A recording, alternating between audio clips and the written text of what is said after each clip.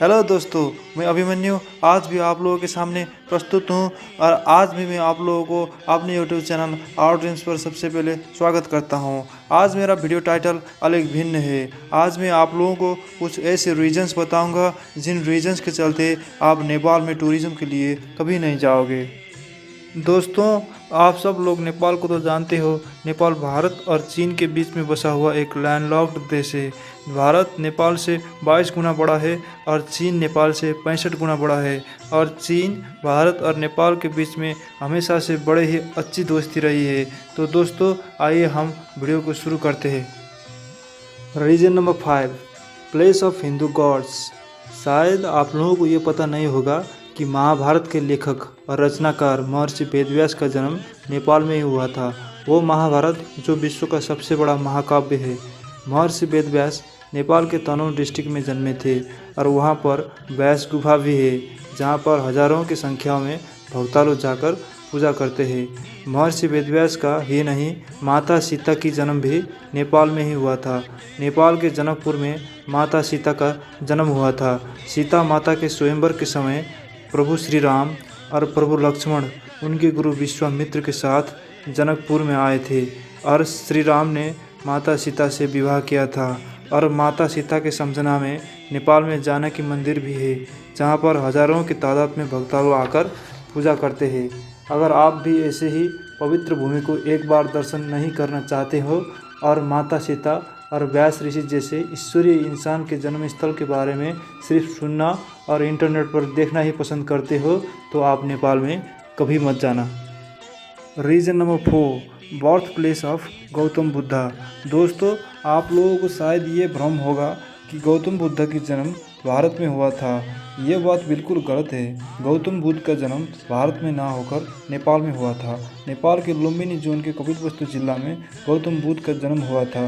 दोस्तों, हमारे घर के क्षेत्रों में तो हमें हौला और इंसानों का लड़ना झगड़ना हम देखते रहते हैं, लेकिन नेपाल के लुम्बिनी जहाँ पर गौतम बुद्ध का जन्म हुआ था वहाँ दिन और रात के कोई भी समय में ऐसा नहीं होता। लुम्बिनी के बासिंदा ये मानते हैं कि गौतम बुद्ध एक शांति के दूत थे और जिस स्थान पर एक शांति के दूत का जन्म हुआ वहाँ पर सिर्फ शांति ही होगा। कोई भी यहाँ के शांति को तोड़ नहीं सकता। अगर आप वहाँ जाकर बड़े ही ऊंची आवाज़ के साथ बोलकर शांति को तोड़ने की कोशिश करते हो तो वहाँ के लोग आपको बिल्कुल पसंद नहीं करेंगे और आपको कानूनी तौर पर सज़ा भी हो सकता है। दिन में ही हो या रात में ही हो, वहाँ पर हर वक्त सुनसान और शांति होती है। अगर आप भी ऐसे महात्मा के जन्म स्थल पर एक बार दर्शन करना नहीं चाहते और वहाँ के शांति वाले स्थान में कुछ समय बिताना नहीं चाहते तो आप नेपाल में कभी मत जाना। Reason number 3, home of brave Gorkhas. इस शीर्षक के बारे में चर्चा करने से पूर्व मैं आप लोगों के सामने ऐसे कोट्स रखने जा रहा हूँ जो नेपाल के वीर गोरखा के संबंध में है। If a man says he is not afraid of dying, he is either lying or is a Gorkha. यानी कि यदि एक आदमी कहता है कि वो मरने से नहीं डरता, वो या तो झूठ बोल रहा है या तो गोरखा है।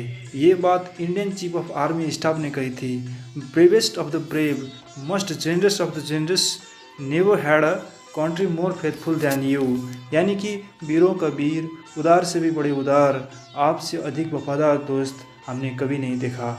ये बात प्रोफेसर सर राल्फ टिमर याम्सी ने कहा था। वैसे ही बहुत सारे बातें हैं जो कि नेपाल के वीरों के संबंध में कहा गया था। शायद आप लोग ये तो अवश्य जानते होंगे कि नेपाल उन बहुत ही कम राज्यों में से है जो कभी किसी का गुलाम नहीं था। ऐसा इसलिए है कि नेपाल में वीर क्षेत्रियों का कोई कमी नहीं था। अमर सिंह थापा, जिन्हें अलाइव टाइगर भी कहा जाता है, भक्ति थापा, बलभद्र कुंवर यहाँ के वीर क्षेत्रियों में से कुछ थे। जब अंग्रेज़ों ने नेपाल की सुंदरता को देखकर यहाँ आक्रमण किया तब यहाँ के वीर गोरखा ने उनको निडर होकर सामना किया। अंग्रेज़ों के पास तोप और बंदूक जैसे बड़े हथियार थे, लेकिन नेपालियों के पास खुकुरी, भाला, धनुष और तलवार के सिवाय कुछ भी नहीं था। फिर भी नेपाली के क्षेत्रियों को अपना क्षेत्रीय धर्म याद था, इसलिए नेपाल को एक लड़ाकुओं का देश भी कहा जाता है। अगर आप ऐसे गोरखा को और ऐसे क्षेत्रियों को देश को सिर्फ कहानी में सुनना ही पसंद करते हो और ऐसे वीरों का युद्ध महाभारत और रामायण जैसे सीरियल पर ही देखना चाहते हो तो आप नेपाल में कभी मत जाइएगा। Reason number 2, more temples than human. More temples than human. You may be thinking that I'm kidding you. No, bro. I'm not kidding you. Rather, I'm telling you the truth. Actually Nepal में एक शहर है काठमांडू, जो नेपाल की capital भी है। और शायद आपको ये बात जानकर हैरानी होगी कि काठमांडू में ऐसा कोई भी गली नहीं है जहाँ पर टेम्पल्स नहीं होता हो। एक्चुअली नेपाल एक हिंदू राज्य था। नेपाल के अधिकतर लोग हिंदू हैं। 2011 एडी के सेंसस के हिसाब से नेपाल में 81.3% लोग हिंदू धर्म के फॉलोअर्स हैं और काठमांडू पर भी बहुत सारे लोग हिंदू ही हैं। इसलिए काठमांडू में रहने वाले लोग ने हर एक गली पर मंदिर बनाकर रख दिया जहाँ पर उस एरिया में रहने वाले महिला और पुरुष पूजा करते हैं। इसलिए काठमांडू को city of temples in Nepal भी कहा जाता है। अगर आप ऐसे खूबसूरत शहर को सिर्फ ड्रीम और मोबाइल पर ही देखना चाहते हो तो आप नेपाल में कभी मत जाइएगा। रीज़न नंबर 1 से पहले अगर आपने हमारे वीडियो को लाइक नहीं किया तो लाइक कीजिए और हमारे चैनल को सब्सक्राइब नहीं किया तो सब्सक्राइब कीजिए। I deeply request you to subscribe my channel and to like my video. और finally reason number 1, beauty of mountains. Nepal एक प्राकृतिक रूप से संपन्न राष्ट्र है। नेपाल में विश्व के टॉप 10 हाईएस्ट पिक्स में से 8 पिक्स पड़ते हैं, जिनमें से माउंट एवरेस्ट भी एक है। माउंट एवरेस्ट को नेपाली भाषा में सगरमाथा कहा जाता है और हम सबको पता है कि माउंट एवरेस्ट की हाइट 8,848 मीटर है। माउंट एवरेस्ट के बाद माउंट कंचनजंगा, लोत्से, मकालू, चोयो, धौलगिरी, मोनास्लो, अन्नपूर्णा जैसे हिमालय भी नेपाल में ही एग्जिस्ट करते हैं, जिनका हाइट भी 8,000 मीटर से ज़्यादा है। जब दिल्ली और मुंबई जैसे शहर के लोग सवेरे सवेरे अपने बिस्तर से जागते हैं और बाहर निकलते हैं तो उनको तो शायद पूरी तरह से आकाश भी नहीं देखने को मिलती।